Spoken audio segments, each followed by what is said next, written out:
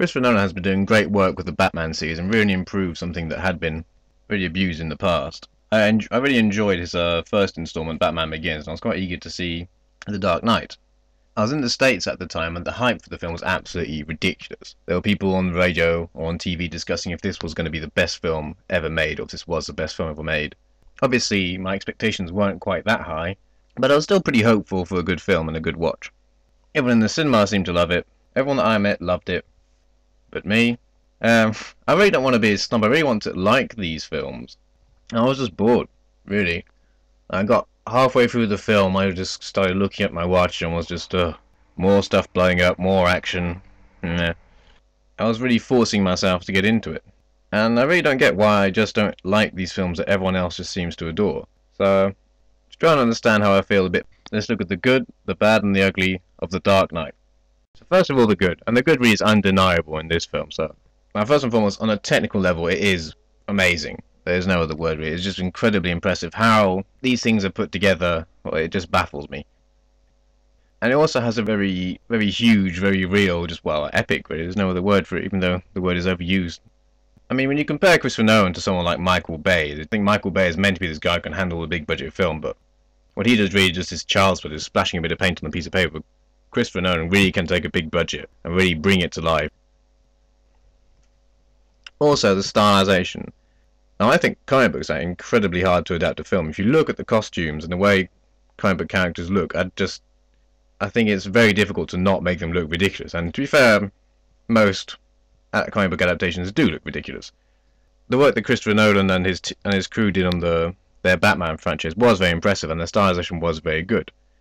Everything about the characters, the costumes, it all looks excellent. It doesn't look real. It certainly looks surreal, but it feels believable in the world that the film creates. And especially, I'll take my hat off to the Batmobile, which I think really is excellent. The way they made it look like something that could realistically be an actual tank, but at the same time felt just like the Batmobile. And I'll say the same for the work they did in the Joker. I mean, I know that Heath Ledger's performance speaks for itself, so there's no need for me to go on and on about it, but I was really surprised, because when I saw promotional material and pictures of the Joker character for the film, I was not convinced at all. I thought that was going to be a big letdown, but this version of the Joker really is scary and eerily believable at the same time, but still has this mad energy you feel that you would get from the Joker character. So far, it's great action, great stylization, great characters. Well, that's most of what you need to make a good film. What else could be wrong? Well, to look at that, we need to move into the bad. Well, there's another main element of the film I haven't talked about yet, and that's the plot. And to me, this is the biggest letdown of the film by far. I think Christopher Nolan is a great director, but he really is not a great writer. The plot of The Dark Knight, and to a certain extent Dark Knight Rises, they're certainly imaginative, but I still found them weak. They both suffer the same problem that Inception suffers, in my opinion. Nolan seems to be under this false impression that just because you make a plot complicated and convoluted and full of little details, that doesn't mean it's clever.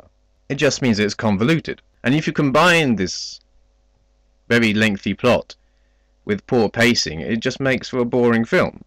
If you look at the action build-up sequences, it's 3 times the Joker comes up with some sort of plot, and 3 times Batman foils him. That's just like watching 3 TV shows back to back.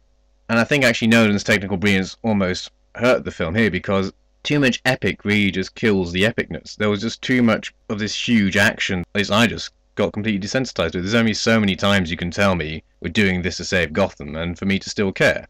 And I think the character arcs of the 2 main villains also illustrate that. Because the Joker's character arc is pretty much non-existent. He essentially, he's mad, basically. He has no background, no clear background story, and he simply just comes up with a series of plots that gets foiled by Batman.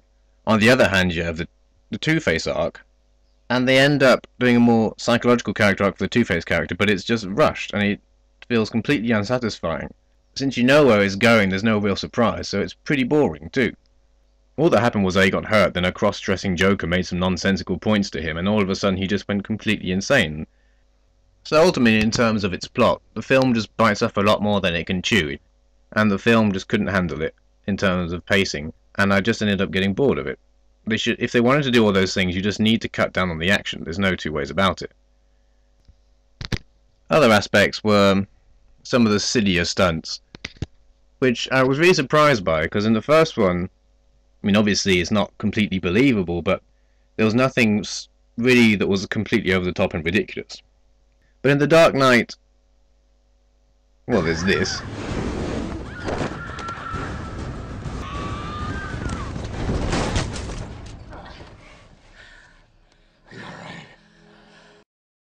And there's also just the fact that the Joker's sneaking around all these barrels of petrol all around Gotham City without anyone noticing.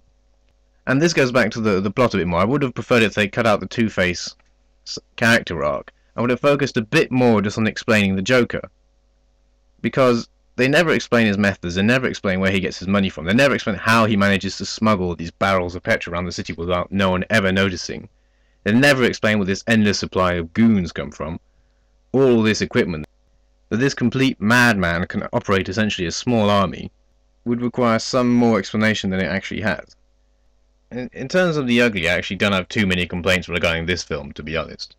The fact that Batman is a vigilante and he's acting outside of the law and he's basically solving all his problems just with brute force is addressed in the film to a certain extent, which I thought was good. However, that being said, I think the film does still have an unnecessary anti-democracy feel to it, in the sense that it completely glorifies a choice the Batman makes to lie to the public and essentially scapegoat himself, so that they can glorify and make a martyr out of this complete psychopath. And they did all this in order to pass a really strict, stringent law that would essentially create a police state in Gotham. And I think it's really a shame that the film took that turn, and that it just glorified lying to the public, exploiting somebody's death just to pass a law.